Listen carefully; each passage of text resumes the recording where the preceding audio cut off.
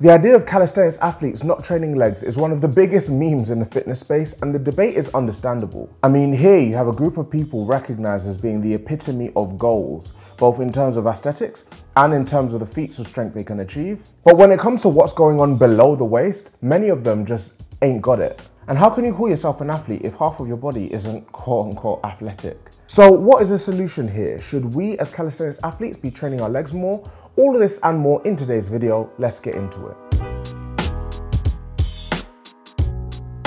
How you doing, Cali Crowd? Welcome back to the channel that makes calisthenics simple.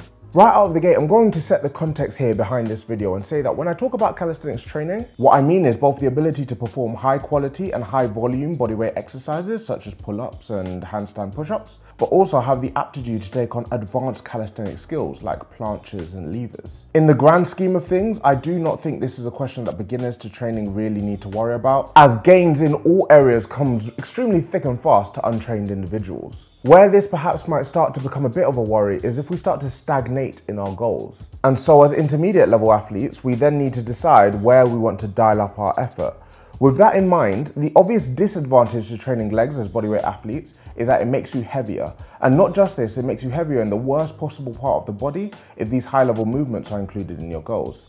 Taking a look at the typical elite bodyweight athletes, it's no surprise that they tend to taper upwards, with an emphasis on large shoulders, large lats and strong shoulders being absolutely key to what they do. But there is another, perhaps slightly more insidious disadvantage to training legs if you have elite calisthenic skill goals, and that is the effect that training legs has on your recovery. When we train, we hammer our muscles and need them to recover in order to get stronger. This is the basic concept behind resistance training and supercompensation. Now, you may think that training our legs means we're not putting this load on the same muscles we would use in our calisthenic skills, and so it should be okay. But to say this would be to completely ignore the impact that this training would have on our central nervous system.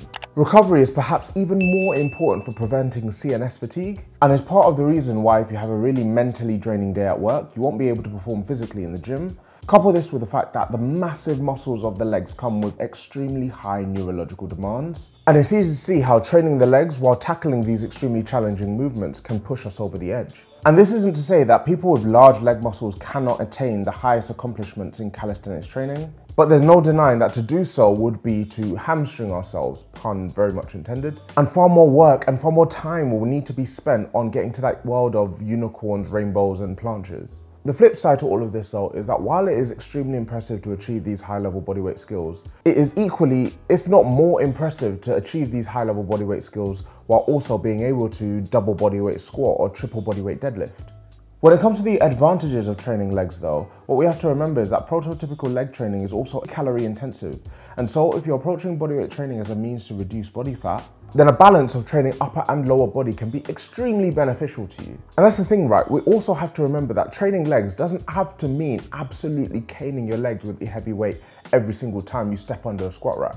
Light resistance training, mobility work, and even walking are all ways that we can incorporate our legs into our fitness goals without adding copious amounts of muscle to that area of the body.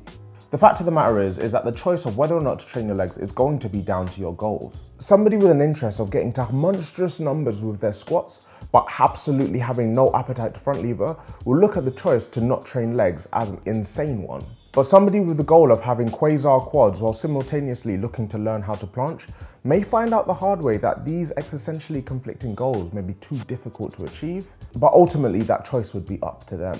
Our goals really matter in fitness. You know, many elite marathon runners are very much on the slim side of things, but we wouldn't challenge the idea of their athleticism, and that is because extra muscle wouldn't serve their goals. And in a world where most people aren't doing any exercises at all, those that choose to focus on the exercises that suit them better are not going to get any shade from me. But I want to know what you think. Do you guys train legs? If so, how do you incorporate this into your calisthenics training? Let me know down in the comments. And if you want to see the calisthenics skills that I have learned while still training legs, then check out this video right here.